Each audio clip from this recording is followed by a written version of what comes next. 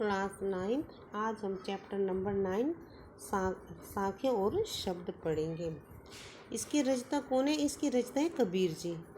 इनकी मृत्यु और जन्म के बारे में अनेक कहानियाँ प्रचलित हैं। कहा जाता है कि सन 1398 में काशी में उनका जन्म हुआ और सन 1518 के आसपास मगहर में इनकी मृत्यु हो गई। इन्होंने किसी स्कूल आदि में शिक्षा प्राप्त नहीं की थी, परंतु सत्संग, पठन और अनुभव से उन्होंने ज्ञान प्राप्त किया था।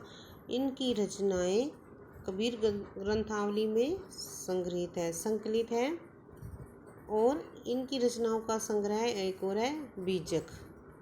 कुछ रचनाएं गुरु ग्रंथ साहिब में भी पढ़ने को मिलती हैं।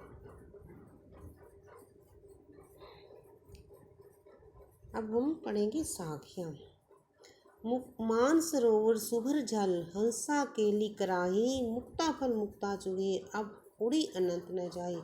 मानसरोवर, जब हृदय रूपी सरोवर में सुभर भक्ति रूपी जल भर जाता है, हंसा केली कराही, तो उसमें हंसा आत्मा रूपी हंस क्रीड़ा करते हैं। मुक्ता फल मुक्ता चुगे, और वो मुक्ति रूपी मुक्ता मोतियों को चुगते हैं। अब उड़ी अनंत न जाए, और वो उड़कर अनंत कहीं और नहीं जाते। जब साधक परमात्मा के नाम में, परमात्मा की भक्ति में डूब जाता है, तो वह संसारिक विषय वासनाओं को त्याग कर भक्ति भाव में ही लीन रहना चाहता है, और भक्ति में उसे परम आनंद की प्राप्ति होती है। प्रेमी ढूंढत मैं फिरो, प्रेमी मिले न कोई, प्रेमी को प्रेमी मिले सब विष अमृत होई। प्रेमी ढूंढत मैं फिरो, मैं ईश्वर सच्चे ईश्वर भक्त को ढूंढने निकला, लेकिन मुझे कोई सच्चा ईश्वर भक्त नहीं मिला। लेकिन जब मुझे सच्चा ईश्वर भक्त मिल गया, तो जब मनुष्य को सच्चे ईश्वर भक्त को सच्चा ईश्वर भक्त मिल जाता है, सब विष अमृत होए, तो उसके लिए विष भी अमृत के समान बन जाता है। उसे संसारिक विषय वासनाओं से वो विरक्त हो जाता है, दूर हो जाता है, और वह जो सच्चा ईश्वर भक्त है, वो सच्ची ईश्वर भक्त की ही संगति करना चाहता है। हस्ती चढ़ी ज्ञान को सहज दुलीचा डारी, स्वान रूप संसार है भूखन दे जग मारी।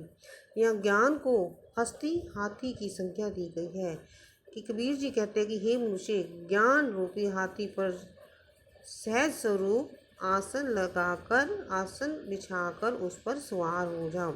स्वान रूप संसार है, ये संसार तो स्वान कुत्ते के समान है।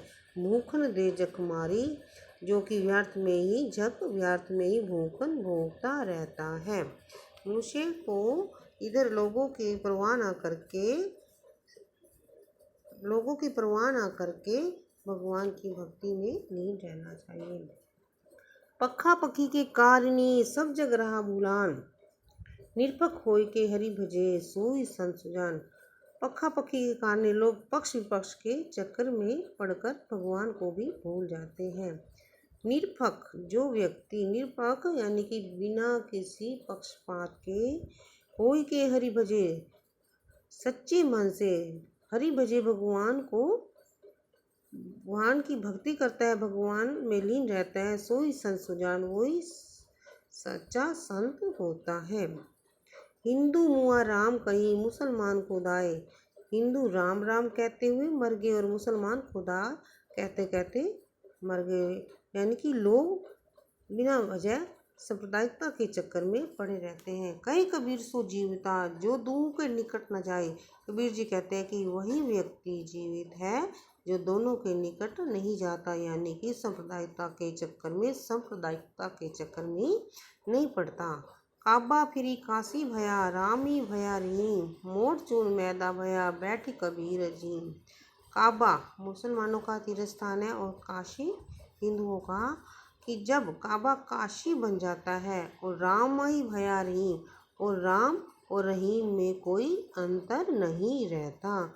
मोट चून मैदा भया, जब मोटा चून मैदा बन जाता है, यानी कि भेदभाव की स्थिति समाप्त हो जाती है, तो बैठी कबीरा जी, और उसका आनंद कौन लेते हैं? कबीर जी लेते हैं। यानी कि भक्ति करते हुए हमें किसी तरह की सांप्रदायिकता में नहीं पड़ना चाहिए। ईश्वर तो एक है। ऊंची कुल का जन्मिया जे करनी ऊंच न होई। ऊंचे कर्म में जन्म लेने का कोई फायदा नहीं जब ये करनी, जब हमारे कर्म ऊंच न हो, ऊंचे नहीं है।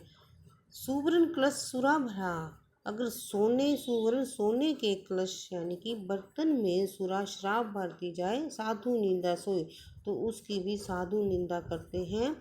अगर सोने का बर्तन और शराब भरी जाए तो उसकी भी निंदा होती है। इसी तरह व्यक्ति की पहचान उसके कर्मों से होती है, ना कि ऊंचे कुल में जन्म लेने से।